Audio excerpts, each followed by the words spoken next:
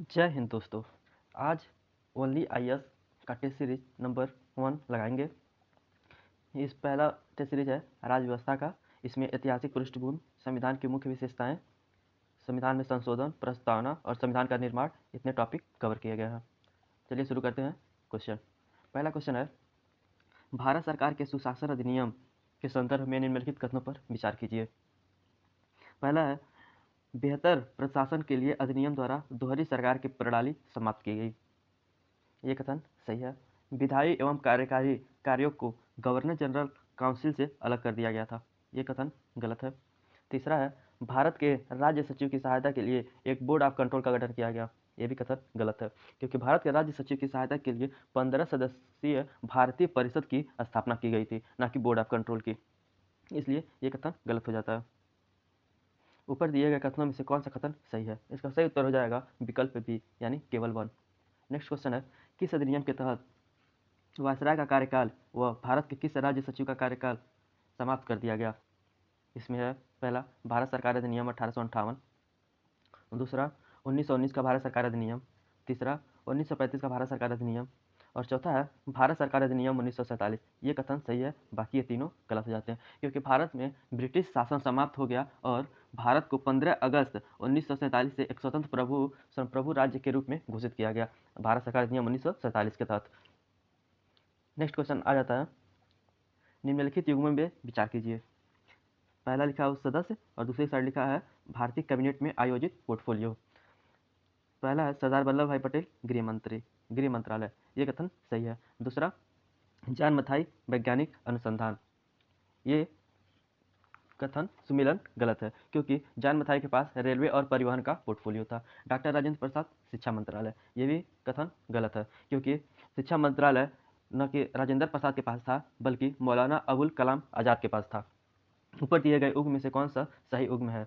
इसका सही उत्तर हो जाएगा विकल्प सी, केवल एक। नेक्स्ट क्वेश्चन है, 1909 के भारतीय परिषद अधिनियम के संदर्भ में निम्नलिखित कथनों पर विचार कीजिए।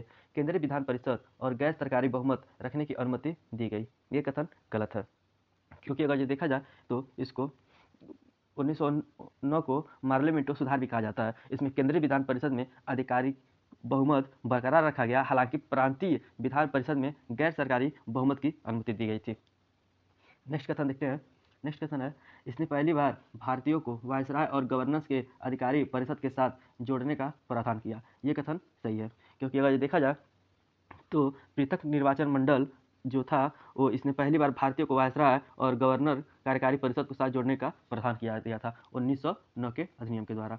तीसरा कथन है, इस अधिनियम द्वारा मुसलमानों के लिए पृथक निर्वाचक मंडल की अवधारणा पेश की गई। ये भी कथन सही है, क्योंकि पृथक निर्वाचन मंडल की अवधारणा को स्वीकार करके मुसलमानों के लिए सांप्रदायिक प्रतिनिधित्व की एक प्रणाली शुरू की गई, जिसके तहत केवल मुस्लिम मतदाता ही मुस्लिम सदस्यों का चुनाव कर सकते हैं। इस प्रकार यह अधिनियम द्वारा सांप्रदायिकता को वैध किया गया और लॉर्ड मिंटो को सांप्रदायिक मतदाताओं के पिता के रूप में जाना जाने लगा। उपयुक्त दिए गए कथनों में से कौन सा कथन सही है? इसका सही उत्तर हो जाएगा विकल्प सी, केवल 2 और 3। नेक्स्ट क्वेश्चन आते हैं, 1919 के भारतीय परिषद अधिनियम के संदर्भ में निम्नलिखित कथनों पर विचार कीजिए। पहला है, देश में पहली बार द्विसदनी एवं प्रत्यक्ष चुनाव की शुरुआत की गई। ये कथन सही है, क्योंकि इसमें 1919 के भारतीय परिषद अधिनियम के द्वारा द्विसदनी विधायिका ने भारतीय विधान परिषद की जगह ले ली, जिसमें एक उच्च सदन यानी राज्य परिषद और एक निम्न सदन अर्थात विधानसभा शामिल थी। दोनों सदनों में अधिकांश सदस्य का चुनाव प्रत्यक्ष चुनाव द्वारा किया जाता था। दूसरा है, भारत के राज्य सचिव का एक नया कार्यकाल लंदन में बनाया गया। ये कथन गलत है, क्योंकि भारत के एक उच्चायुक्त का एक नया कार्यकाल लंदन में बनाया गया था, न कि राज्य सचिव का। और इसमें अगर ये देखते हैं तो भारत का राज्य सचिव द्वारा अब तक किए गए कुछ कार्यों को उन्हें हस्तांतरित कर दिया गया था, इसलिए ये कथन गलत है। तीसरा कथन है, केंद्रीय और प्रांतीय विषयों को अलग अलग करके प्रांतों पर केंद्रीय नियंत्रण में ढील दे दी गई। ये कथन सही है। प्रांतों पर केंद्रीय के नियंत्रण को केंद्रीय और प्रांतीय विषयों के सीमांकन को अलग अलग करके आराम दिया गया था। उपरोक्त दिए गए कथनों में से कौन सा कथन सही है? इसका सही उत्तर हो जाएगा विकल्प सी, यानी विकल्प बी, 1 और 3। नेक्स्ट क्वेश्चन पे आते हैं, किस अधिनियम के तहत भारत को पहली बार वायसराय और गवर्नर्स की कार्यकारी परिषद से जोड़ा गया? इसमें पहला है 1853 का चार्टर अधिनियम, दूसरा है भारत सरकार अधिनियम 1858, 1909 का भारत परिषद अधिनियम और चौथा है 1919 का भारत सरकार अधिनियम। इसका सही उत्तर हो जाएगा विकल्प सी 1909 के भारत परिषद अधिनियम, क्योंकि 1909 के भारत परिषद अधिनियम ने पहली बार भारतीयों को वायसराय और गवर्नर की कार्यकारी परिषद के साथ जोड़ने का प्रयास किया। अगर ये देखें तो इसने पहली बार भारतीयों को वायसराय और गवर्नर की कार्यकारी परिषद के साथ जोड़ने का कार्य किया, जिसमें वायसराय की कार्यकारी परिषद में शामिल होने वाले पहले भारतीय सत्येंद्र प्रसाद सिन्हा थे। उन्हें कानून के सदस्य के रूप में नियुक्त किया गया था।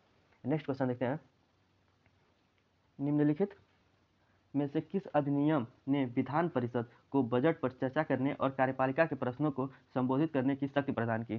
पहला है भारत सरकार अधिनियम 1858, दूसरा है 1861 का भारतीय परिषद अधिनियम, तीसरा है 1892 का भारतीय परिषद अधिनियम और चौथा है 1909 का भारतीय परिषद अधिनियम। इसका सही उत्तर हो जाएगा विकल्प सी 1892 का भारतीय परिषद अधिनियम। अगर इस देखा जाए, इस अधिनियम ने विधान परिषदों के कार्यों की वृद्धि की और उन्हें बजट पर चर्चा करने तथा कार्यपालिका को प्रश्नों को संबोधित करने की शक्ति प्रदान की।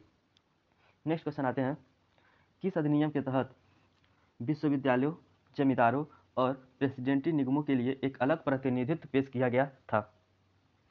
इसमें है पहला 1892 का भारतीय परिषद, दूसरा 1909 का भारतीय परिषद अधिनियम, तीसरा 1919 का भारतीय सरकार अधिनियम और चौथा 1935 का भारत सरकार अधिनियम। इसका सही उत्तर हो जाएगा विकल्प बी 1909 का भारतीय परिषद अधिनियम, क्योंकि विश्वविद्यालय, जमींदारों, प्रेसिडेंटी निगमों और वाणिज्य मंडलों के लिए भारतीय परिषद अधिनियम 1919 द्वारा एक अलग प्रतिनिधित्व पेश किया गया था, जिसको पार्लियामेंटो सुधार भी कहा जाता है। इसमें केंद्रीय और प्रांतीय दोनों के लिए विधान परिषदों के आकार में काफ़ी वृद्धि की गई। इसमें अगर देखा जाए तो पहली बार भारतीयों को वायसराय और गवर्नर के कार्यकारी परिषदों के साथ जोड़ने का प्रयास किया गया था और इसी के तहत ही मतदाता ही मुस्लिम सदस्यों का चुनाव कर सकते थे। नेक्स्ट क्वेश्चन आते हैं, किस अधिनियम के तहत भारत के मामलों और भारत में उसके प्रशासन पर ब्रिटिश सरकार को सर्वोच्च नियंत्रण दिया गया था? तो इसमें देखिए, पहला है 1881 का संशोधन अधिनियम, दूसरा ईस्ट इंडिया एक्ट 1784, तीसरा 1833 का चार्टर एक्ट और चौथा रेगुलेटिंग एक्ट 1773। इसका सही उत्तर हो जाएगा ईस्ट इंडिया एक्ट 1884, क्योंकि 1884 के ईस्ट इंडिया एक्ट के तहत कंपनी के मामले और भारत में इसके प्रशासन पर सर्वोच्च नियंत्रण ब्रिटिश सरकार को दिया गया था। अगर देखें इसमें तो निदेशक मंडल को वाणिज्यिक मामलों का प्रबंधन करने की अनुमति दी गई थी, लेकिन राजनीतिक मामलों के प्रबंधन के लिए नियंत्रण बोर्ड नामक एक नया निकाय बनाया गया था।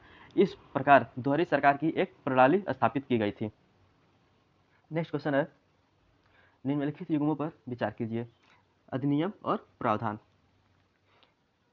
इसमें देखें 1861 का परिषद अधिनियम पोर्टफोलियो सिस्टम, ये कथन सही है, क्योंकि 1861 के भारतीय परिषद अधिनियम ने वायसराय के परिषद के में व्यापार के अधिक सुविधाजनक लेन देन के लिए नियम और आदेश का अधिकार दिया। पोर्टफोलियो प्रणाली को लॉर्ड कैनिंग द्वारा 1859 में मान्यता दी गई थी, इसलिए ये पहला सुमेलन सही है। दूसरा है 1853 का चार्टर एक्ट अधिनियम, जिसे भारत के गवर्नर जनरल को और सभी नागरिक स्वयं शक्तियाँ। दूसरा कथन सुमेलन गलत है, क्योंकि ये 1853 नहीं 1833 के चार्टर अधिनियम के तहत भारत के गवर्नर जनरल ने बंगाल के गवर्नर जनरल की जगह ली और सभी नागरिक एवं सैन्य शक्तियों उसमें निहित थी। तीसरा है 1909 का परिषद अधिनियम द्विसदन, ये भी गलत है, क्योंकि ये 1909 नहीं 1919 होगा, तब सही होता। इसमें देखा जाए तो द्विसदनीय और प्रत्यक्ष चुनाव भारत सरकार अधिनियम 1919 द्वारा शुरू किया गया था, इसलिए ये कथन गलत हो जाता है। ऊपर दिए गए युग्म में से कौन सा सही सुमेलन है? इसका सही उत्तर हो जाएगा विकल्प बी केवल 1। नेक्स्ट क्वेश्चन है 1773 के रेगुलेटिंग एक्ट के संदर्भ में निम्नलिखित कथनों पर विचार कीजिए। पहला है, इस अधिनियम को लागू होने से पहले कंपनी के राजनीतिक और प्रशासनिक कार्यों को मान्यता नहीं दी गई।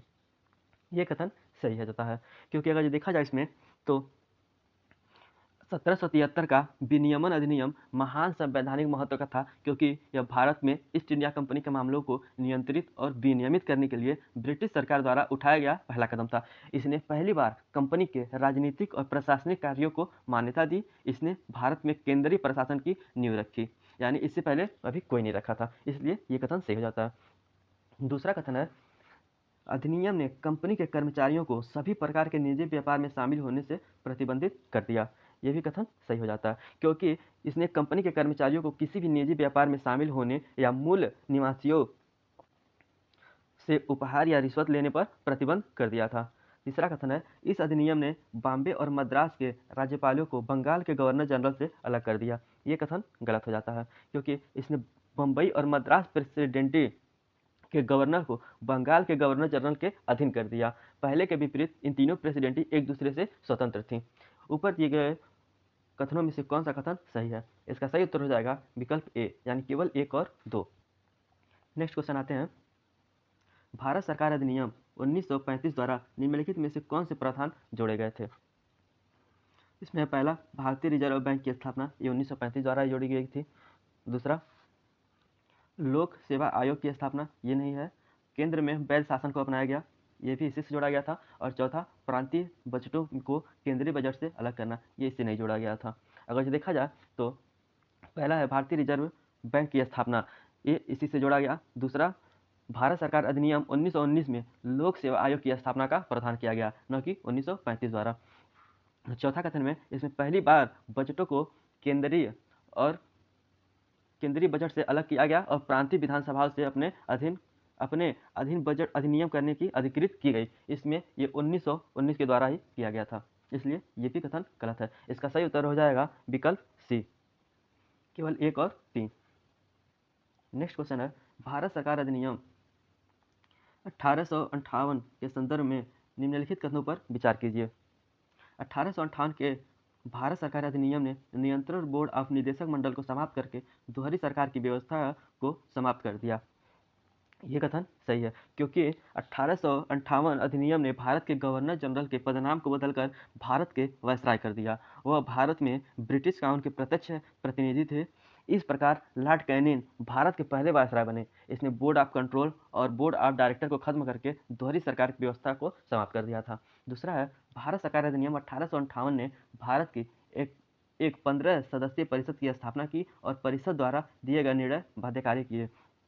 ये कथन गलत है, क्योंकि भारत सरकार अधिनियम 1858 ने एक नया कार्यालय बनाया। भारत के राज्य सचिव भारतीय प्रशासन पर पूर्ण अधिकार और नियंत्रण के साथ निहित, जिसमें राज्य सचिव ब्रिटिश कैबिनेट का सदस्य था और अंततः ब्रिटिश संसद के प्रति उत्तरदायी था। इसने भारत के राज्य सचिव की सहायता के लिए 15 सदस्यीय भारतीय परिषद की स्थापना की। ऊपर दिए गए कूट में से कौन सा सही है? इसका सही उत्तर हो जाएगा विकल्प ए, यानी केवल 1। नेक्स्ट क्वेश्चन देखते हैं, 1833 के चार्टर अधिनियम के प्रावधान के संदर्भ में निम्नलिखित कथनों पर विचार कीजिए। पहला है, इसने कंपनी के वाणिज्यिक और राजनीतिक कार्यों को प्रतिष्ठा दिया। ये कथन गलत हो जाता है, क्योंकि पिट्स इंडिया एक्ट 1984 नहीं, चार्टर एक्ट 1833 कंपनी के वाणिज्यिक और राजनीतिक कार्यों के बीच अंतर करता है। चार्टर अधिनियम 1833 ब्रिटिश भारत में केंद्रीकरण की दिशा में अंतिम कदम था, इसलिए यह कथन गलत हो जाता है। दूसरा कथन है, पिछले अधिनियमों के तहत बनाए गए कानूनों को विनियमन कहा जाता है, जबकि इस अधिनियम के तहत बनाए गए कानूनों को अधिनियम कहा जाता है। ये कथन सही है। अगर ये देखा जाए तो इसने बम्बे और मद्रास के राज्यपाल को उनकी विधायी शक्तियों से वंचित कर दिया और भारत के गवर्नर जनरल को पूरे ब्रिटिश भारत के लिए विशेष विधायी शक्तियां दी गई। पिछले अधिनियमों के तहत बनाए गए कानूनों को विनियमन कहा गया, जबकि इस अधिनियम के तहत बनाए गए कानूनों को अधिनियम कहा जाता था, इसलिए दूसरा कथन सही हो जाता है। तीसरा कथन है, इसने भारत में सिविल सेवकों के चयन के लिए खुली प्रतियोगिता की प्रणाली शुरू की। ये भी कथन सही है, क्योंकि 1833 के चार्टर अधिनियम ने सिविल सेवकों के चयन के लिए खुली प्रतिस्पर्धा की एक प्रणाली शुरू करने का प्रयास किया और कहा कि भारतीयों को कंपनी के तहत किसी भी स्थान, कार्यालय और रोजगार से वंचित नहीं किया जाना चाहिए। हालांकि निदेशक मंडल के विरोध के बाद इस प्रावधान को नकार दिया गया। उपर्युक्त दिए गए कथनों में से कौन सा कथन सही है? इसका सही उत्तर हो जाएगा विकल्प बी, केवल 2 और 3। नेक्स्ट क्वेश्चन है, भारत सरकार अधिनियम 1919 के संदर्भ में निम्नलिखित कथनों पर विचार कीजिए। इस अधिनियम ने पृथक निर्वाचन मंडल की अवधारणा को स्वीकार करके मुसलमानों के लिए सांप्रदायिक प्रतिनिधित्व की प्रणाली का शुरुआत किया। ये कथन गलत है, क्योंकि पृथक निर्वाचन मंडल 1919 नहीं 1909 के द्वारा किया गया। 1909 के द्वारा। तो ये कथन गलत हो जाता है। दूसरा कथन है, इसने प्रांतीय विषयों को 2 भागों में स्थानांतरित और आरक्षित किया। ये कथन सही है, क्योंकि भारत सरकार अधिनियम 1919 ने प्रांतीय विषयों को 2 भागों में विभाजित और आरक्षित किया। स्थानांतरित विषयों को राज्यपाल द्वारा विधान परिषद के लिए जिम्मेदार मंत्रियों की सहायता से प्रशासित किया जाना था, और दूसरी आरक्षित विषयों को विधान परिषद के प्रति उत्तरदायी हुए बिना राज्यपाल और उनकी कार्यकारी परिषद द्वारा प्रशासित किया जाना था। इसलिए यह कथन सही हो जाता है। तीसरा कथन है, इसने वायसराय की कार्यकारी परिषद में भारतीयों के लिए 6 सदस्यों में से 3 को आरक्षित किया। यह भी कथन सही हो जाता है, क्योंकि भारत सरकार अधिनियम 1919 ने देश में पहली बार द्विसदनीय और प्रत्यक्ष चुनाव की शुरुआत की। इस प्रकार भारतीय परिषद को एक द्विसदनीय विधायिका द्वारा स्थापित किया गया, जिसमें एक उच्च सदन और एक निचला सदन शामिल था। दोनों सदनों के अधिकांश सदस्यों का चुनाव प्रत्यक्ष चुनाव द्वारा किया जाता था। यह आवश्यक है कि राज्य वायसराय के कार्यकारी परिषद के 6 सदस्यों में से 3 भारतीय हो, इसलिए ये कथन सही हो जाता है। नीचे दिए गए कूट का प्रयोग कर सही उत्तर चुनिए। इसका सही उत्तर हो जाएगा विकल्प सी, केवल 2 और 3। नेक्स्ट क्वेश्चन, निम्नलिखित में से कौन भारतीय संविधान की दूसरी अनुसूची से संबंधित प्रावधानों में शामिल है? राज्यसभा का उपाध्यक्ष, उच्च न्यायालय का न्यायाधीश, भारत का नियंत्रक और महालेखा परीक्षक, भारत का महान्यायवादी। भारत का महान्यायवादी इसमें नहीं आता है दूसरी अनुसूची में, तो ये गलत हो जाएगा। नीचे दिए गए कूट का प्रयोग कर सही उत्तर चुनिए। इसका सही उत्तर हो जाएगा विकल्प सी, 1, 2 और 3। अगर देखें, मूल रूप से 1949 के संविधान में एक प्रस्तावना और 395 अनुच्छेद 22 भागों में विभाजित और 8 अनुसूचियां शामिल थी। अगर संविधान की दूसरी अनुसूची पर देखे जाए तो इसमें भत्ते विशेषाधिकारों से संबंधित प्रावधान से संबंधित है। इसमें भारत के राष्ट्रपति, राज्यों के राज्यपाल, लोकसभा के अध्यक्ष, उपाध्यक्ष, सर्वोच्च न्यायालय के न्यायाधीश, उच्च न्यायालय के न्यायाधीश, इतने और भी मतलब है ये प्रावधान इसमें शामिल है। नेक्स्ट क्वेश्चन है, भारतीय संविधान के संदर्भ में निम्नलिखित में से कौन सा प्रावधान भारत सरकार अधिनियम 1935 से लिया गया? ये कुछ इस टाइप का क्वेश्चन मैं ऊपर डिस्कस कर चुका हूँ, आप लोग उसमें चाहे तो देख सकते हैं। इसमें है आपातकालीन प्रावधान, न्यायपालिका और केंद्र द्वारा राज्यों के राज्यपाल की नियुक्ति और कैबिनेट प्रणाली। कैबिनेट प्रणाली इसमें नहीं आता है, और केंद्र द्वारा राज्यों के राज्यपालों की नियुक्ति भी इसमें नहीं आती है। नीचे दिए गए कोड का प्रयोग कर सही उत्तर चुनिए। इसका सही उत्तर हो जाएगा विकल्प सी, 1 और 2 दोनों।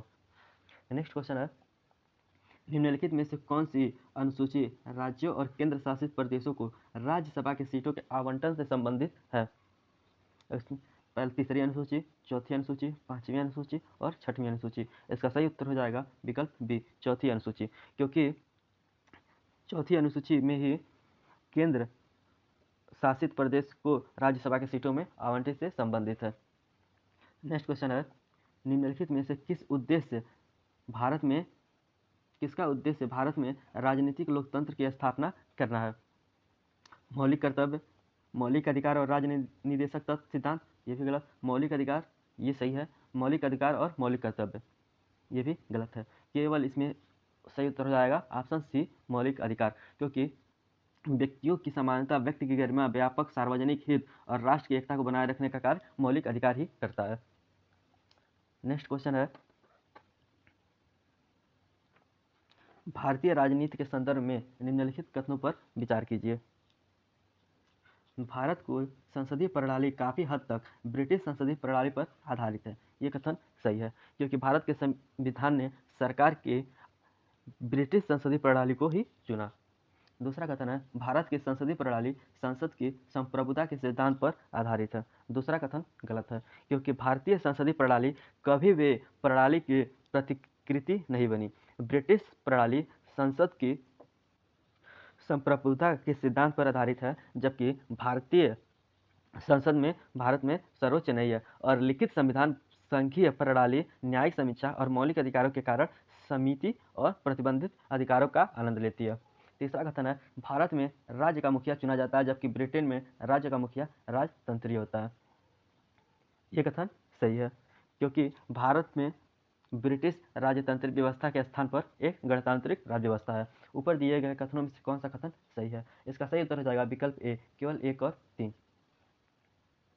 नेक्स्ट क्वेश्चन है, निम्नलिखित कथनों पर विचार कीजिए। भारतीय संविधान एक एकीकृत और साथ ही स्वतंत्र न्यायिक प्रणाली की स्थापना करता है। ये कथन सही है। भारतीय संविधान एक न्यायिक प्रणाली की स्थापना करता है जो एकीकृत होने के साथ साथ स्वतंत्र भी है। दूसरा कथन है, संरचना में संघीय होने के कारण भारत का संविधान केंद्र और राज्य के बीच सभी शक्तियों अर्थात विधायी, कार्यकारी, वित्तीय और न्यायिक को विभाजित करता है। ये न्यायिक को विभाजित नहीं करता है क्योंकि न्याय एक स्वतंत्र है, जिसमें भारत का संविधान संरचना में संघीय होने के कारण केंद्र और राज्यों के बीच शक्तियों का, जिसमें विधायिका, कार्यपालिका और वित्तीय को विभाजित करता है। इस न्यायिक को विभाजित नहीं करता है, इसलिए ये कथन गलत हो जाता है। ऊपर दिए गए कथनों में से कौन सा कथन सही है? इसका सही उत्तर हो जाएगा ऑप्शन ए, केवल 1।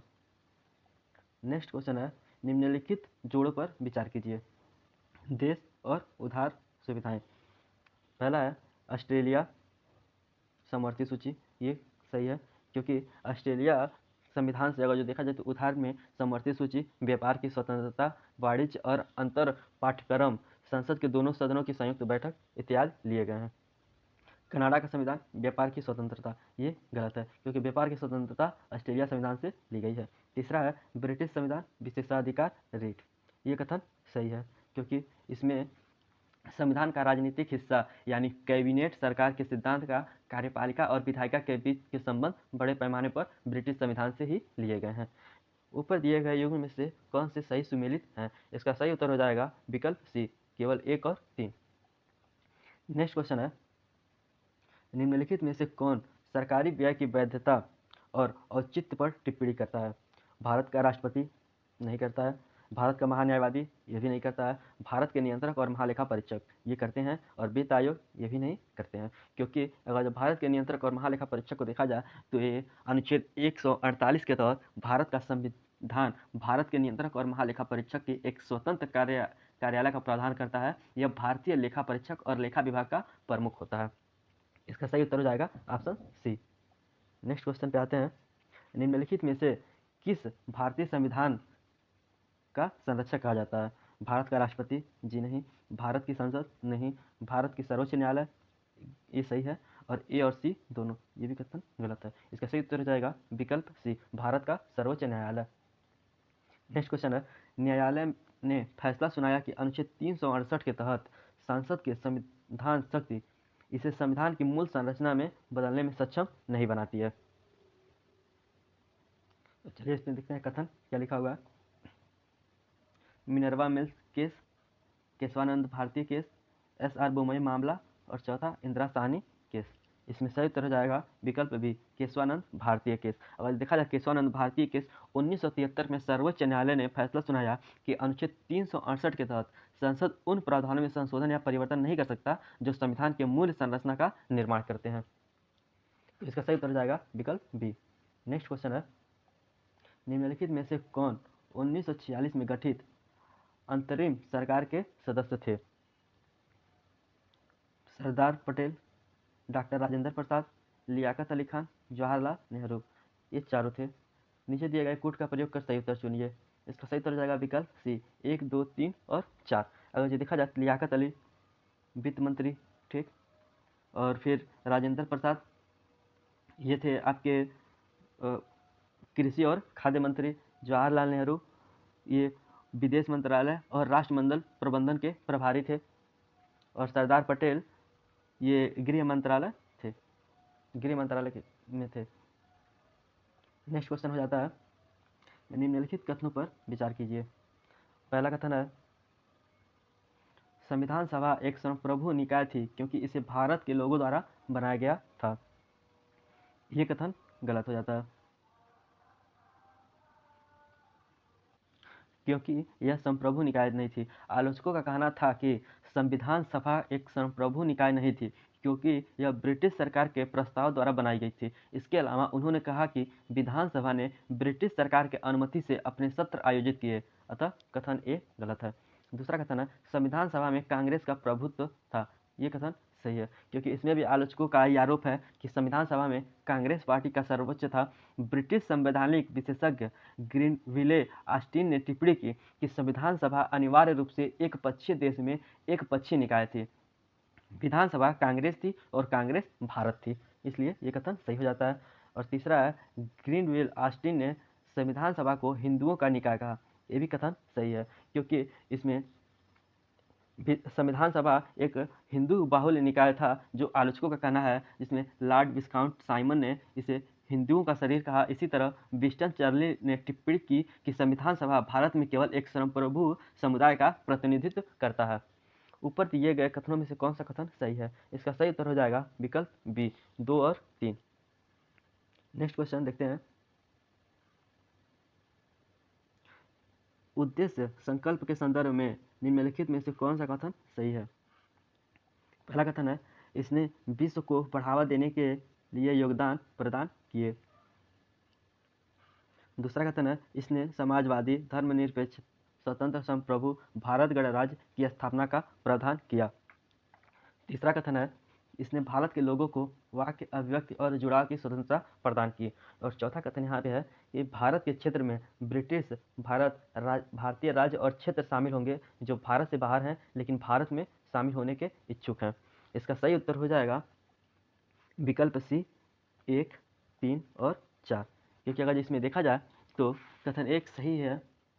दिखाता हूँ आपको कथन एक क्या है। इसमें है कि उद्देश्य संकल्प घोषित करे, यदि प्राचीन भूमि दुनिया में अपना उचित और सम्मानित स्थान प्राप्त करता है और विश्व शांति और मानव जाति के कल्याण को बढ़ावा देने के लिए अपना पूर्ण और इच्छित योगदान देता है। दूसरा कथन, इसने समाजवादी धर्मनिरपेक्षता स्वतंत्र संप्रभु भारत के गणराज्य की स्थापना का प्रावधान करता है। ये कथन गलत है, क्योंकि स्वतंत्र संप्रभु स्वतंत्र गणतंत्र भारत की स्थापना के लिए घोषित उद्देश्य प्रस्तावना और इसमें समाजवादी और धर्मनिरपेक्षता शब्द शामिल नहीं था। यहाँ तक कि मूल संविधान में भी यह शब्द शामिल नहीं थे, इसलिए ये कथन गलत हो जाता है। तो इसका सही उत्तर हो जाएगा विकल्प सी, 1, 3 और 4। नेक्स्ट क्वेश्चन है, निम्नलिखित में से कौन संविधान सभा के प्रारूप समिति का सदस्य था?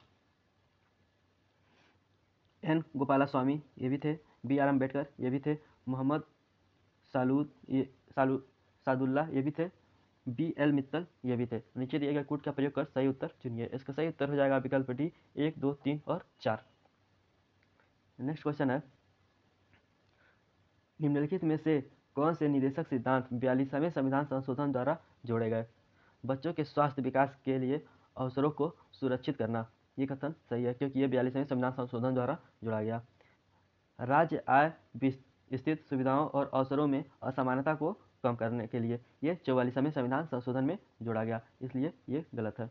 तीसरा है, सहकारी समितियों के स्वैच्छिक गठन, स्वायत्त कामकाज, लोकतांत्रिक नियंत्रण और पेशेवर प्रबंधन को बढ़ावा देने के लिए राज्य की आवश्यकता, ये भी 44वें संविधान संशोधन के द्वारा ही जोड़ा गया, इसलिए ये भी कथन गलत है। नीचे दिए गए कोड का प्रयोग कर सही उत्तर चुनिए। इसका सही उत्तर हो जाएगा विकल्प ए, यानी केवल 1। नेक्स्ट क्वेश्चन है, भारतीय संविधान में निम्नलिखित में से कौन सा प्रावधान अनुच्छेद 368 के दायरे से बाहर संसद के दोनों सदनों में के साधारण बहुमत द्वारा संशोधित किया जा सकता है? पहला है, नागरिकता अधिग्रहण की समाप्ति, ये देखा जाए तो सही है, साधारण बहुमत लिखा हुआ ये सही है। 5वीं अनुसूची और अनुसूचित क्षेत्रों और अनुसूचित जनजाति का प्रशासन, ये भी सही है। नए राज्यों का गठन और मौजूदा राज्यों के क्षेत्र की सीमाओं या नामों में परिवर्तन, ये भी सही है। उच्चतम न्यायालय को अधिक अधिकारिता प्रदान करना, ये भी सही है। नीचे दिए गए कोड का प्रयोग कर सही उत्तर चुनिए। इसका सही उत्तर हो जाएगा विकल्प डी, उपरोक्त सभी। अगर जो देखा जाए तो संविधान के कई प्रावधानों को अनुच्छेद 368 के दायरे से बाहर संसद के दोनों सदनों के साधारण बहुमत से संशोधित किया जा सकता है। इसमें नए राज्यों का प्रवेश या स्थापना है, संसद की प्रक्रिया के नियम है, संसद में कोरम है, उच्चतम न्यायालय को अधिक अधिकारिता प्रदान करना है और इत्यादि और भी कई सारे हैं। नेक्स्ट क्वेश्चन है, भारतीय संविधान में निम्नलिखित में से कौन सा प्रावधान संसद के विशेष बहुमत और राज्यों की सहमति से संशोधित किया जा सकता है? इसमें पहला है, राष्ट्रपति का चुनाव और उसके तौर तरीके, ये सही है, क्योंकि ये विशेष बहुमत से ही होते हैं। संघ और राज्यों के कार्यकारी शक्तियों का विस्तार, ये भी सही है। तीसरा, संघ और राज्यों के बीच विधायी शक्तियों का वितरण, ये भी सही है। 7वीं अनुसूचित की कोई सूची, ये भी सही है। संसद में अंग्रेजी भाषा का प्रयोग, ये गलत है। और राज्यों की विधान परिषद का उन्मूलन व निर्माण, ये भी गलत है। नीचे दिए गए कोट का प्रयोग कर सही उत्तर चुनिए। इसका सही उत्तर हो जाएगा विकल्प डी, 1, 2, 3 और 4। अगर जो देखा जाए तो संविधान में ये प्रावधान है जो राज्य व्यवस्था के संघीय ढांचे से संबंधित है। संसद के विशेष बहुमत और आधे राज्य विधान सभाओं के सहमति से साधारण तरीके से संशोधित किए जा सकते हैं। नेक्स्ट क्वेश्चन है, संवैधानिक संशोधन और राज्य विधायिका की भूमिका के संदर्भ में निम्नलिखित कथनों पर विचार कीजिए।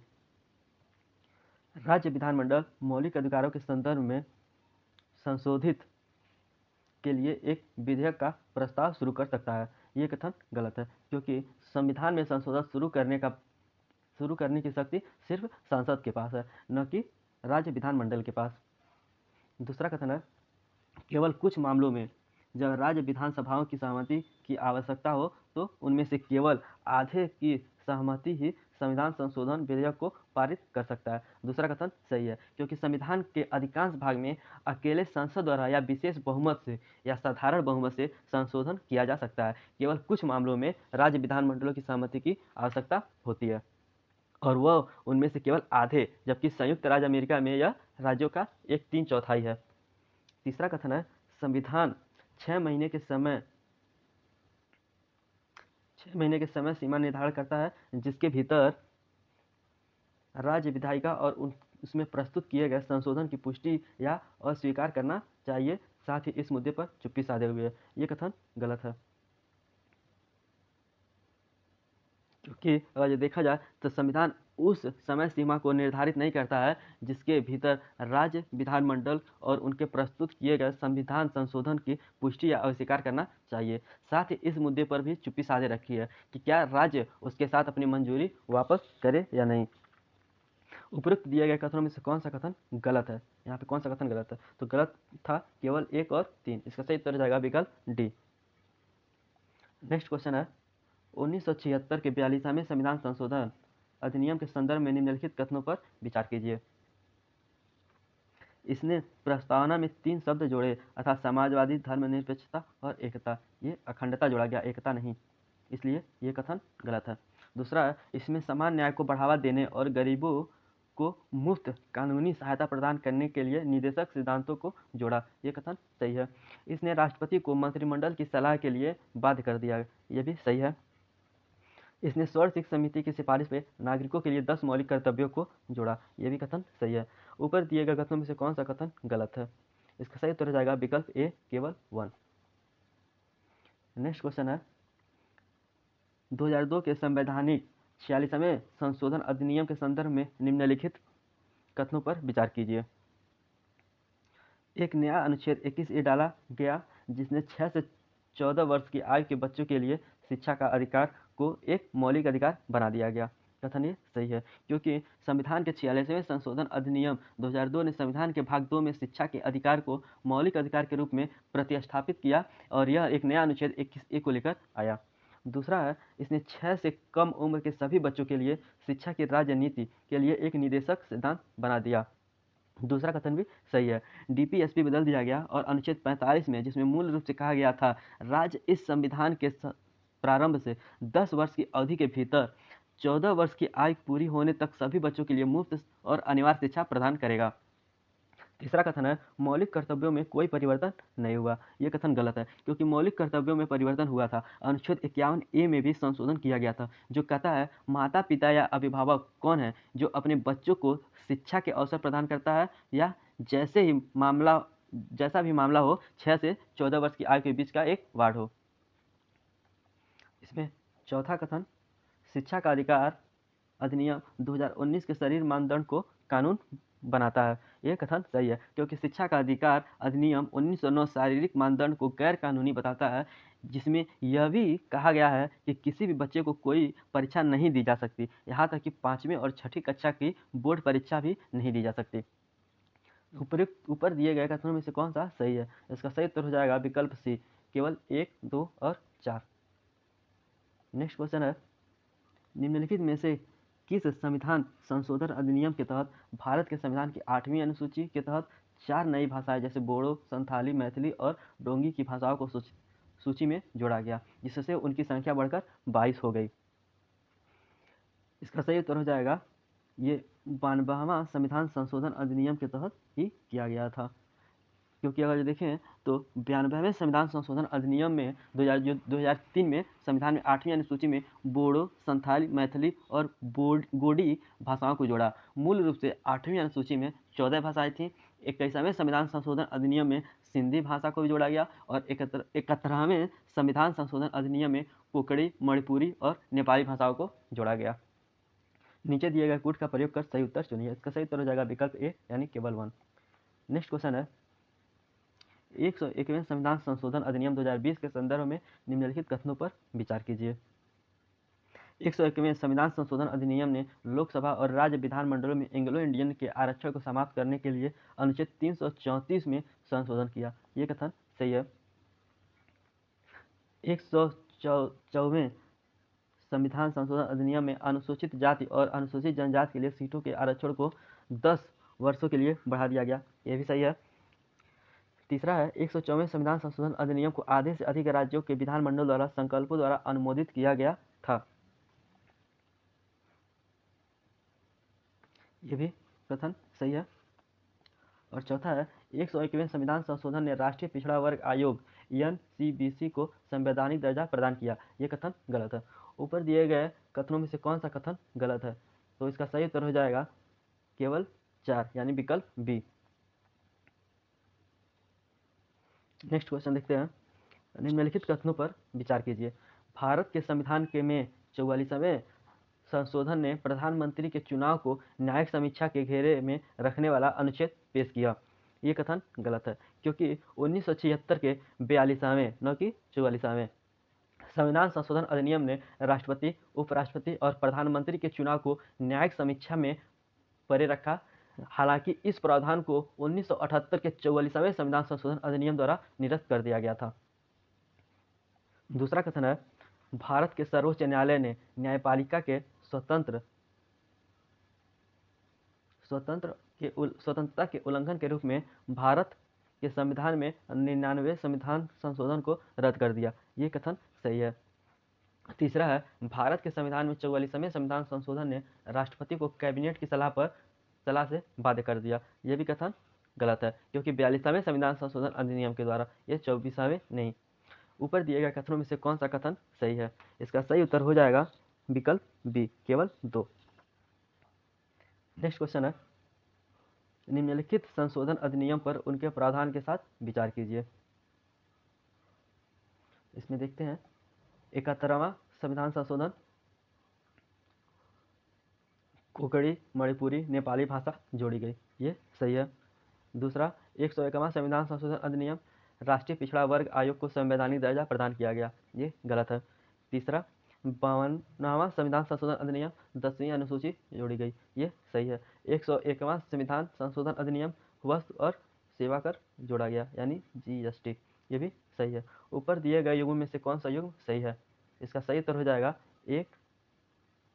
एक सही है, 2 सही है और नहीं, 1 सही है, 3 सही है और 4 सही है। तो इसका सही उत्तर हो जाएगा ऑप्शन डी 1, 3 और 4। नेक्स्ट क्वेश्चन देखते हैं। संशोधन की प्रक्रिया के संबंध में निम्नलिखित पर विचार कीजिए। संविधान में संशोधन केवल संसद द्वारा शुरू किया जा सकता है। ये सही है क्योंकि संविधान में संशोधन केवल संसद के किसी भी सदन में किसी भी उद्देश्य के लिए एक विधेयक पेश करके शुरू किया जा सकता है, न कि राज्य विधानमंडल में।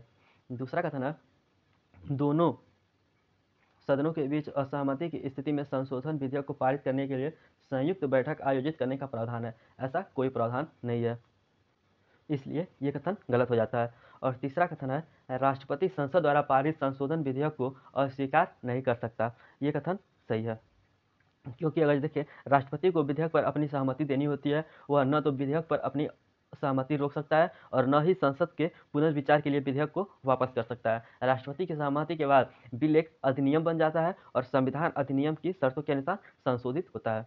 ऊपर दिए गए कथनों में से कौन सा कथन सही है? इसका सही उत्तर हो जाएगा विकल्प डी 1 और 3। नेक्स्ट क्वेश्चन है संविधान के निम्नलिखित में से किस प्रावधान को संसद में साधारण बहुमत से संशोधित किया जा सकता है? ये प्रश्न मैंने ऊपर डिस्कस किया हुआ है। पहला है राज्य के विधान परिषदों का उन्मूलन या निर्णय, ये सही है। राज्य के नीति निर्देशक सिद्धांत, ये गलत है। संसद में अंग्रेजी भाषा का प्रयोग, ये सही है। नीचे दिए गए कूट का प्रयोग कर सही उत्तर चुनिए। इसका सही उत्तर हो जाएगा विकल्प डी, 1 और 3। नेक्स्ट क्वेश्चन है, भारतीय संविधान के संदर्भ में निम्नलिखित में से किसे भारतीय संविधान की मूल संरचना का अंग माना जाता है? अगर जो देखा जाए तो सर्वोच्च न्यायालय ने अभी तक यह परिभाषित या स्पष्ट नहीं किया गया है कि संविधान की मूल संरचना क्या है। ये भिन्न भिन्न निर्णयों में उच्च न्यायालय ऐसी व्याख्या करता रहता है कि कौन सा संविधान का मूल विशेषता है या कौन नहीं है। तो इसमें देखें तो लोक हितकारी राज्य, ये भी मूल विशेषता है। संविधान का धर्मनिरपेक्ष चरित्र, ये भी है। अधीनस्थ न्यायालयों की शक्तियाँ, ये नहीं है। और न्याय तक प्रभावी पहुँच, ये भी है। नीचे दिए गए कूट का प्रयोग कर सही उत्तर चुनिए। इसका सही उत्तर हो जाएगा विकल्प सी, 1, 2 तथा 4। नेक्स्ट क्वेश्चन है, अनुच्छेद 368 संविधान संशोधन के संदर्भ में निम्नलिखित कथनों पर विचार कीजिए। पहला कथन है, संयुक्त राज्य अमेरिका की तरह राज्य विधायिका संविधान में संशोधन के लिए कोई भी विधेयक या प्रस्ताव पेश कर सकती है। ये कथन गलत है, क्योंकि संविधान में संशोधन के लिए संवैधानिक सम्मेलन या संवैधानिक सभा जैसे विशेष निकाय के लिए कोई प्रावधान नहीं है। दूसरा कथन है, केसी वियर ने भारत के संविधान संशोधन लचीलेपन और कठोरता के बीच एक अच्छा संतुलन बनाता है। उन्होंने ऐसा कहा है। ये कथन सही है, क्योंकि केसी वियर ने भारत के संविधान में निहित संशोधन प्रक्रिया की विविधता की प्रशंसा की और उन्होंने कहा भारत के संविधान लचीलेपन और कठोरता के बीच एक अच्छा संतुलन बनाता है। ऊपर दिए गए कथनों में से कौन सा कथन सही है? इसका सही उत्तर हो जाएगा विकल्प बी, यानी केवल 2। नेक्स्ट क्वेश्चन है, संविधान के संदर्भ में निम्नलिखित प्रावधान संसद के विशेष बहुमत से संशोधित किए जाते हैं। इस टाइप का भी क्वेश्चन मैंने ऊपर डिस्कस किया हुआ है। पहला है 5वीं अनुसूची और अनुसूचित क्षेत्र और अनुसूचित जनजातियों का प्रशासन, ये गलत है। दूसरा 7वीं अनुसूची से कोई सूची, ये सही है। संसद और राज्य विधानसभाओं का चुनाव, ये गलत है। उच्चतम न्यायालय के न्यायाधीशों की संख्या, ये गलत है। नीचे दिए गए कूट का प्रयोग कर सही उत्तर चुनिए। इसका सही उत्तर हो जाएगा विकल्प ए, केवल 2। नेक्स्ट क्वेश्चन है, समाजवाद के संदर्भ में निम्नलिखित में कौन सा कथन गलत है? इसमें पहला कथन है, यह शब्द भारतीय संविधान के 42वें संशोधन 1976 द्वारा प्रस्तावना में जोड़ा गया, ये कथन सही है। दूसरा है, समाजवाद का भारतीय बांड एक लोकतांत्रिक समाजवाद है, न कि राज्य समाजवाद जिसमें उत्पादन और वितरण के सभी साधनों का राष्ट्रीयकरण शामिल होता है, ये भी कथन सही है।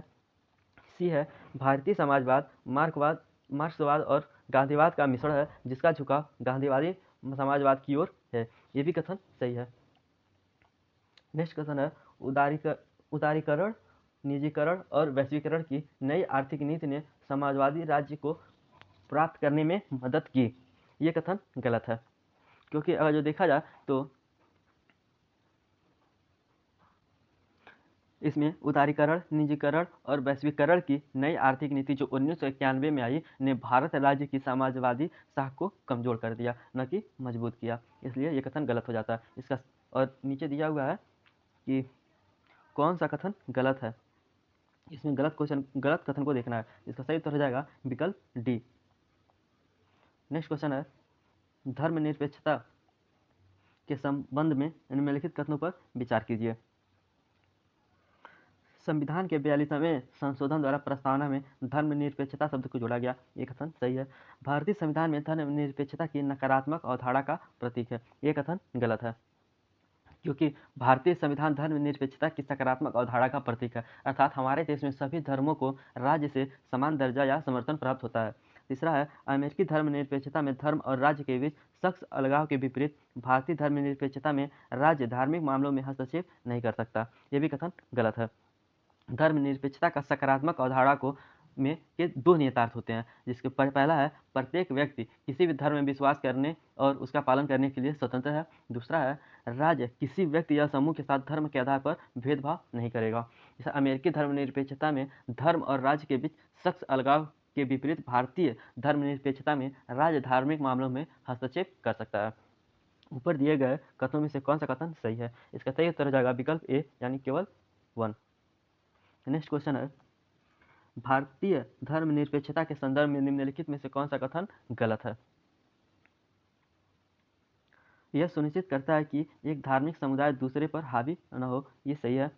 कुछ सदस्य एक ही धर्म समुदाय के अन्य सदस्यों पर हावी न हो। यह भी कथन सही है। राज्य किसी विशेष धर्म को लागू नहीं करता और न ही व्यक्तियों की धार्मिक स्वतंत्रता को छीनता है।